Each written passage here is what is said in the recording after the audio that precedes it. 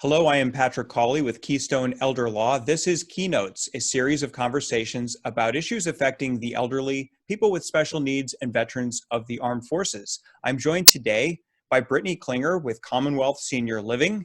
Brittany has dedicated her career to helping older people and caring for them in various settings at various levels of care. I've asked her to explain her work history and what she's learned from seeing the various levels of care and when it might be appropriate for somebody to move from one level to another. I think it will be very beneficial for people to hear about the various options out there and levels of care so that they can have conversations in their families to decide what is the most appropriate level of care for their loved one.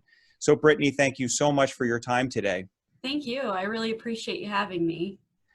Well, please tell me about your history. I know you've worked in a variety of settings. What guided your passion towards this level of service? And it really must be a passion and a commitment to work in the settings where you have worked. So please tell me, how did you get to where you are and where you have worked in the past? I have always had a passion for working with seniors. My great-grandmother was very active in my life. She was at my house daily, and we just had a very close relationship. So I would go to her house on the weekends, spend time, she lived in a senior high rise, and I would spend time with her there at the senior apartments and call bingo for them. So when I turned 18, my sister had actually worked for a home care agency and said, I think this is where you need to be. So I ended up applying and getting a job as a caregiver and started out at 18 years old, a month out of high school, working as a home care aide. So from there, I ended up coming back and working more on the administrative side as well of home care, and did that for 14 years. So it just really, I just felt connected and passionate about improving the lives of seniors and helping them in any way that I can, because I really have a lot of respect for that demographic. It's certainly not something you go into for the big bucks. You must have a personal connection like that, and the empathy and compassion that you have to identify with what each resident is going through, or else, I would imagine the job would be emotionally burdensome, and maybe it still is, but that's what gets you through it, because you have a higher mission that you're on. Absolutely. And I think starting out in home care and being able to have that one-on-one connection with all of the clients that I would go to and really learning about them and seeing the personal effect that I had on their lives, that just gets you up in the morning. That gets you going and keeps you going throughout, all the hardships. So you have worked in home care, which is going to a home, and we can talk a little bit about that in a second, but you've also worked at higher levels of care, and I know from where you are now at Commonwealth Senior Living that very exciting, you're about to start a memory care unit. I took a tour thanks to you, and it's a very impressive, well thought out unit where people can live in and have dedicated memory care. So folks with dementia, even the design right down to the pictures hanging on the wall, they are vivid. They might evoke a certain memory from a time in the person's life, and the thought that you gave to when they sit down to eat, the sensory experience of giving them a scented towel, things like that. It was just very well thought out, and it looks like a very nice place. So I guess before we get to those levels of care, since you do have the background, we should recognize that there are many options for older adults. We hear often at Keystone Elder Law that, I'm not leaving my house ever. You're going to have to drag me out of here. And while I think that's reflective of what most people think, they want their independence as long as possible. What they have to be careful about is not being taken out of the hospital or taken out of the house to a hospital because they fell downstairs or because it's just no longer safe for them. So there are many options to accommodate that desire for independence while providing an appropriate level of safety and care. So there are, as you mentioned, you were involved with home care agencies. There are home health agencies that provide licensed nursing care. There's the LIFE program, waiver programs, adult day centers. So there's all these options. And I'm sure that you have discussed these options with families before. Absolutely. We go into, what's available, what's the most workable given their situation, both physically what their needs are, as well as financially what they're capable of affording, and just figuring out ways that we can navigate that system together and find the best fit for their loved one. Assuming that they have explored those options and maybe staying in the home and going to a adult day or a waiver program, having people come in, Mhm, or even home health as you used to do yourself, mhm. assuming that that's just not going to fit anymore, what is the dividing line before we get to something like independent living, and maybe describe what that transition is like? Sure.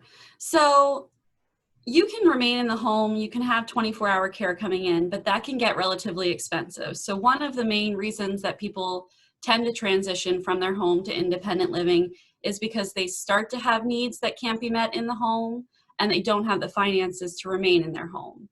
So making the decision to move is always difficult. You're leaving the home that you have lived in for typically at least 20 years, a lot of the residents that I've spoken to. So making that transition into independent living is a difficult choice. But once you get there, you have your meals provided, you have that socialization, which I think a lot of people forget about. They look at those physical needs that their loved ones have at home and say, well, they're managing fine. They're still driving, they're, handling their medications fine. But who do they see really? What is their interaction, their day-to-day interaction like? So you have to look at if somebody's social needs are being met as well as their physical needs. So if you find that they're lacking in either of those areas, that's the time to start looking into the next level of care, which, as you said, the first thing that you would look into is independent living, because that provides the basics for you. That provides that socialization. It gives you the opportunity to have meals provided. And oftentimes it gives you a smaller, more manageable space, and a one level usually, where you're not going up and down stairs. So oftentimes making that transition sooner rather than later can prevent you from making a jump on the senior living spectrum, where you're not going right from living in your home of 20 years to even as far as skilled nursing. You're more in control of the decisions you make if you make them sooner. Right. And it is a big decision for people because the home is full of memories. It anchors them to their past, and it's just there's many factors that go into why that is the most comfortable place for people to be and where they feel most in control. But I think what you're saying is they can actually assert more control by making a move. And they don't necessarily have to leave all of their memories behind, because they really can create a home that is anchored to their past. I saw that even in how you have designed your new memory care unit, and how there are shadow boxes for pictures and things like that. All kinds of ways to maintain that sort of continuity with who they are and where they've come from. Absolutely. Yeah, I think so many people feel like they're giving up their independence when they make a move, even to independent living, but you're not. You are enhancing your independence by putting yourself in a better position to be able to continue to live and thrive and not risk your safety or your mental well-being. Right. And it's hard to tell that to somebody who is committed to staying in their home. And unfortunately, again, at Keystone Elder Law, we've been called in to advise when somebody tried to stay too long, and whether it's because of stairs or whether it's because of dementia. There's a fall, there's a stroke, there's a trip to the hospital, and then Medicare will pay for skilled rehab services at a nursing home for a short period of time, shorter than most people realize, and we can get to that. But then, so that transition from a hospital to a skilled nursing facility is, like you said, jumping from one end of the spectrum to the other, and they have totally lost control at that point. Mhm. And it's just overwhelming to them often, not only the financial part, Medicare paying for some of it, and then calling on us to help them get qualified for long-term care Medicaid. But it's, that's just almost a side issue when it comes to how overwhelming the emotions are with having to suddenly disrupt their whole life and go to skilled nursing care. So if somebody goes into independent living, Mhm.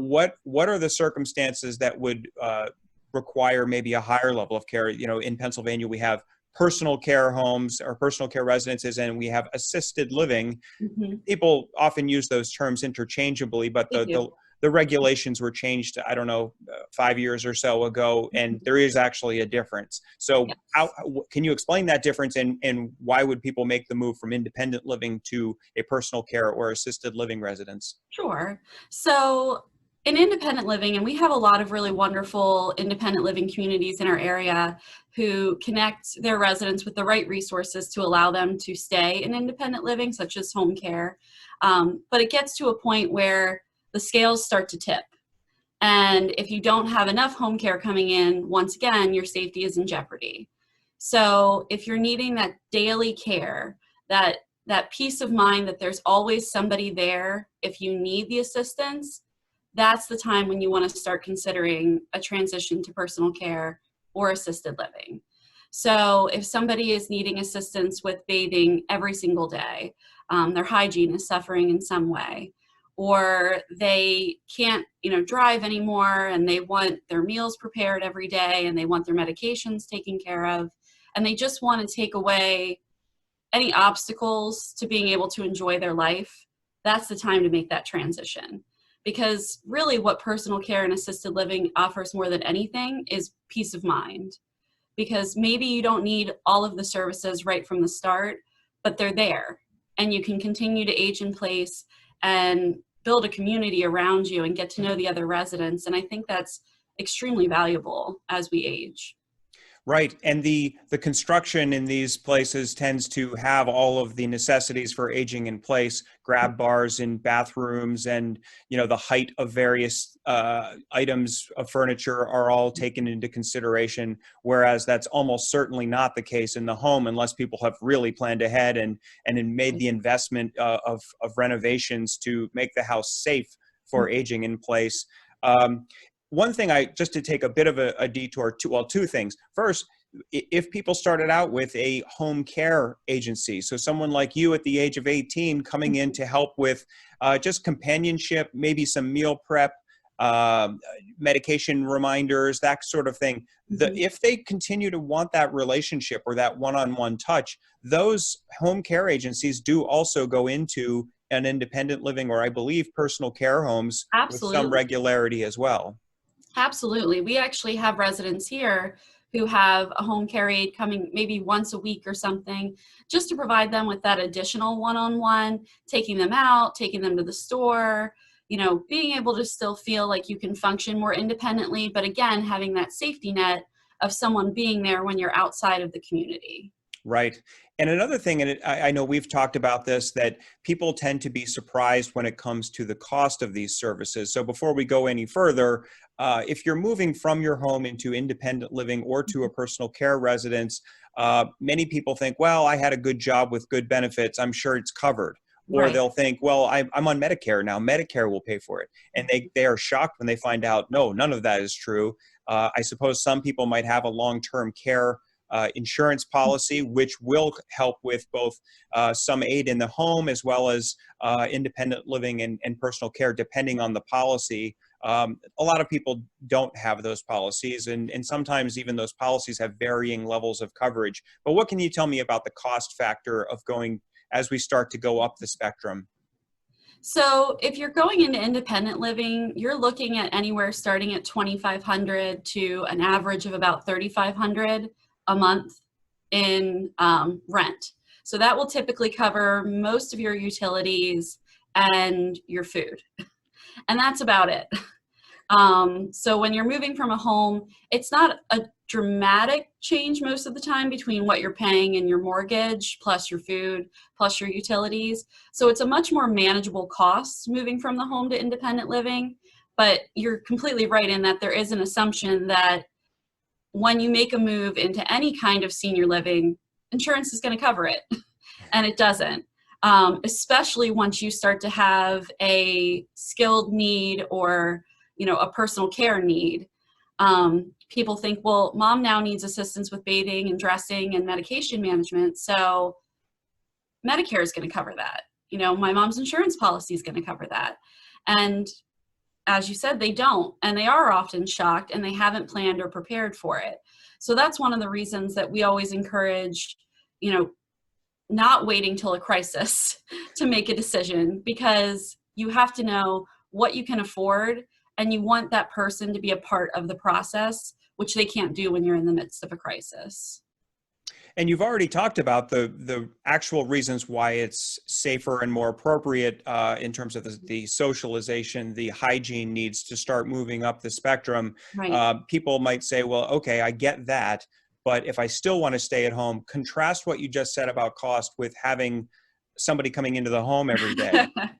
So Homecare averages about $21 to $26 an hour. Well, starts about $21 an hour, which is on the low end. And I've seen it as high as $30 an hour. So to have somebody around the clock, you're typically paying out of pocket $15,000 to $20,000 a month. Right. And then you're not getting your meals for that. You're not paying your mortgage with that. That's just an additional cost that you have to remain in the home. So as you said, there are long-term care policies, but typically you see maybe $120 a day, if you're lucky, that they're going to cover. And that doesn't really make a dent in the overall cost of 24-hour in-home care. Right. So at some point, if someone has moved from independent living to personal care or assisted living, it might be necessary for them to consider skilled nursing care. So what is the dividing line? What happens that moving up that spectrum becomes required? So going from personal care to skilled care or assisted living to skilled care, typically what you're looking at is somebody who requires, a 2-person assist. Maybe they need straight cath. They have a skilled nursing component level to their care that can't be met under regulations in a personal care or an assisted living. I know, at Commonwealth, we'll allow home health to come in and supplement that, but that again is not covered by insurance in its entirety. So the family has another out-of-pocket cost associated with that. So you're again putting everything on the scale and seeing what levels out and weighing the pros and the cons and deciding if it's worth the investment or not. So you're saying it's not, you're moving from a level of help with bathing and help with having meals prepared and everything to actually needing something in the nature of medical care where a nurse who is licensed and trained to provide that care is there and is taking care of actual medical needs. Can you give me some examples of residents who would fall into that category? Sure. So if you have a resident who's become completely bedbound and, is going to have a chronic need for turning, they're developing bed sores that are needing consistent treatment, they would probably be most benefited by a transition to a skilled nursing. As you said, the biggest difference is the level of nursing. So when you look at personal care or assisted living, what you tend to see are caregivers. You're not even typically seeing CNAs. You have the LPNs that oversee the staff, but they're not the ones who are on the floor 24/7 providing the care. Now in skilled nursing, the LPNs aren't on the floor 24/7 providing the care either, but you have the CNAs who have that ability to provide the more skilled nursing component. So as I said, if somebody, would need straight caths, if somebody has a feeding tube, things like that, absolutely skilled care is where you need to be. And getting back to sort of the cost as being one factor that, of course, every family considers, especially as some are super resistant to, again, maintaining independence wherever they live rather than going into a facility.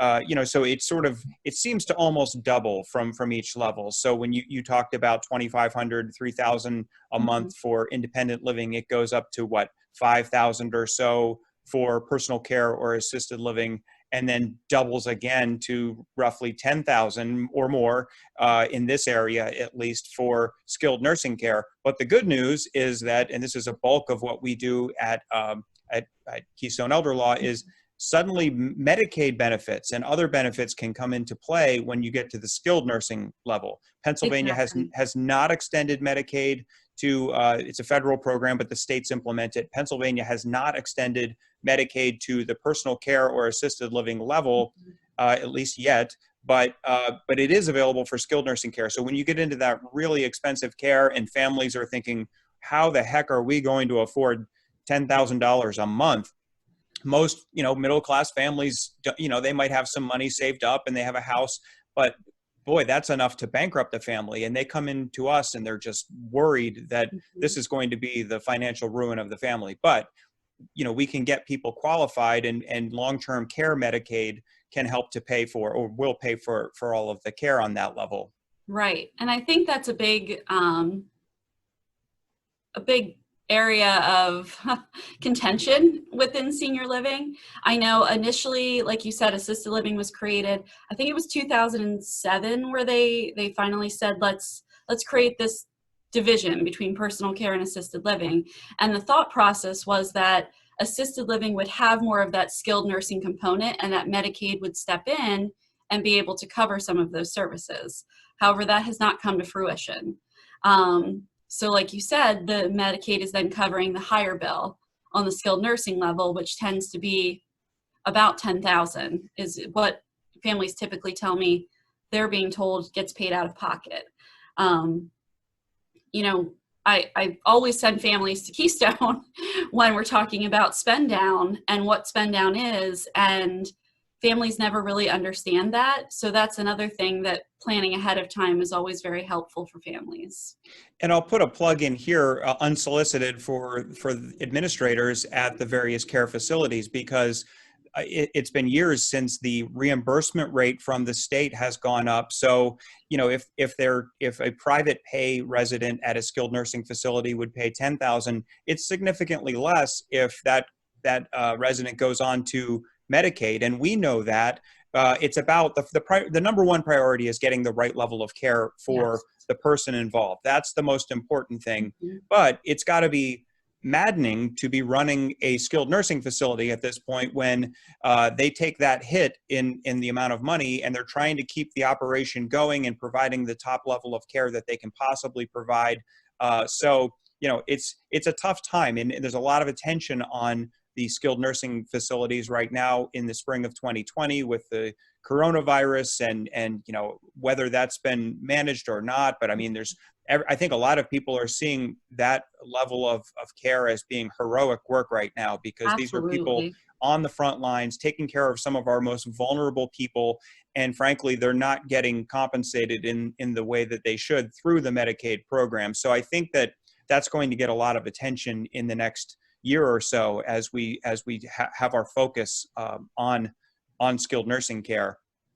One thing we haven't talked about is the fact that there are continuing care retirement communities that have all of these levels of care, from independent living on up the spectrum. Can you talk a little bit about what it is to go into a community?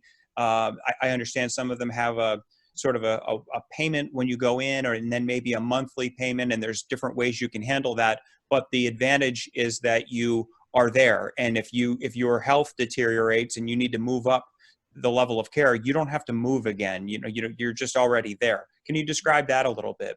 Absolutely. So like I said, when I started out when I was 18 years old as a home care aide, one of the primary places I went was to a continuing care community.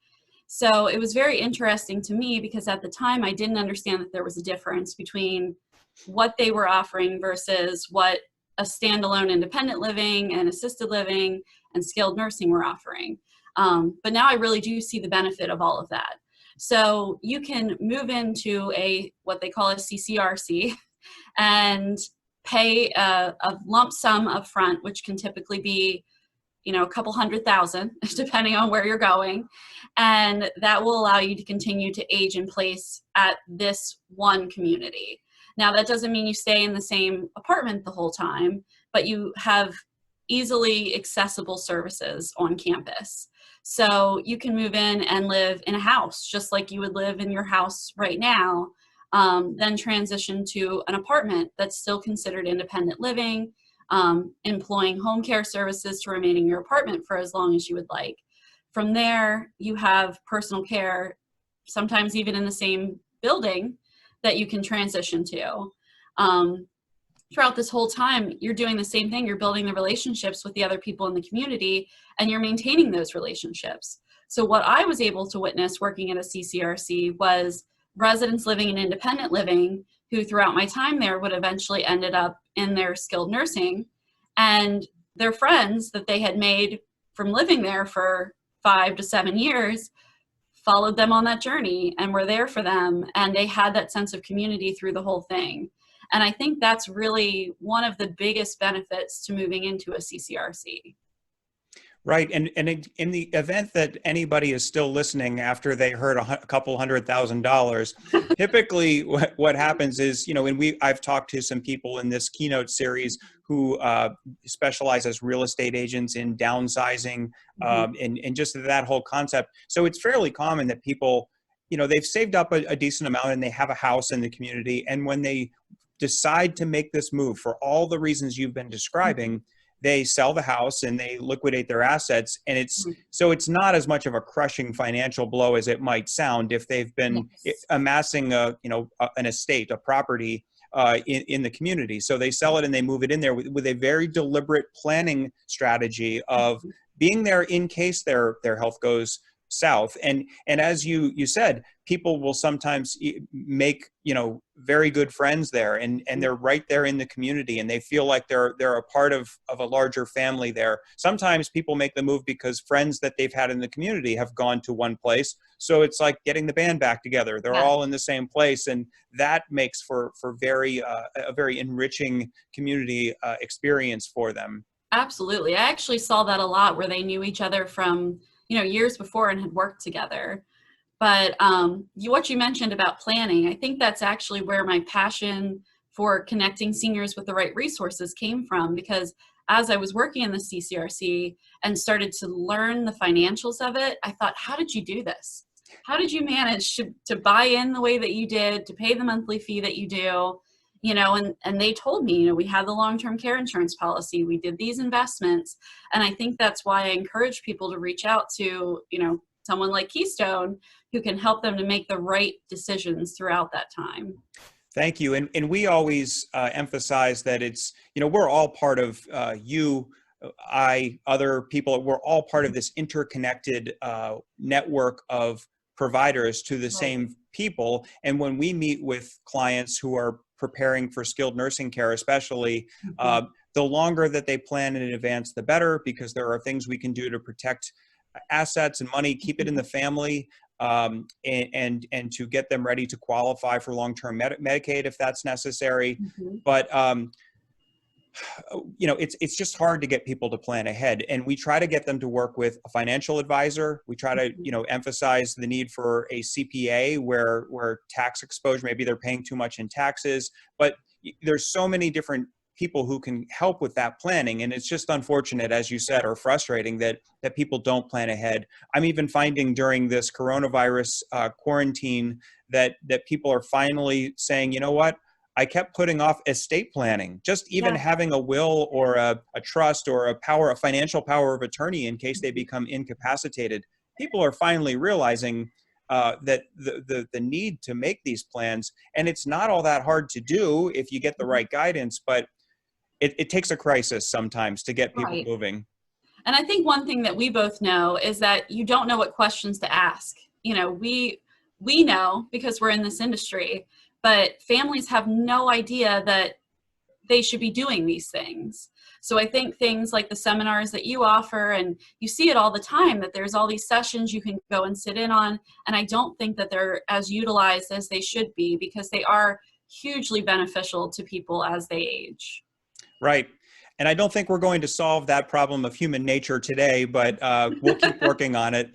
But in the meantime, tell me about Commonwealth Senior Living, where you are and how people can get in touch. Sure. So we are located in Harrisburg. We are about 9 miles from Hershey. So we are on the other side of Harrisburg, farther away from the West Shore. But we are a personal care community, and we'll be opening our memory care community coming in about 2 weeks now. So we have been here for about 20 some years, but Commonwealth is a new management company for us, and that's very exciting because they have communities throughout Virginia that are praised for their programming, the training of their staff. So that's been a really exciting transition for us to be able to have all of this support now from such a wonderful company. Are you telling me that the Commonwealth and Commonwealth Senior Living came from Virginia and not Pennsylvania? It did, I know. So ironically, we do get calls sometimes for people trying to reach the Commonwealth. Oh, sure. It happens. But yeah, since Virginia's a Commonwealth as well, it all just kind of worked out. Well, might I suggest Keystone Senior Living as a possible name change in the future at some point? Okay. I'll put that out there in the universe for you. Thank you. Thank you. Well, thank you for your time. I think this will be extraordinarily helpful to a lot of families. Again, just if they're at home, if they're in front of screens, and they're just, curious about the questions they should be asking, as you just said, that's the most important thing. You don't know what you don't know, and you seriously don't know how much this will impact you until you start learning a little bit more. And then, the need for planning becomes obvious. So I think that you've done an awful lot to help families engage in that planning. Well, thank you. And, I encourage families, reach out to anyone you know in senior living, and they will connect you with the right resources, because I think we all have the passion for doing that. Right. Brittany, thank you so much. All right. Thank you.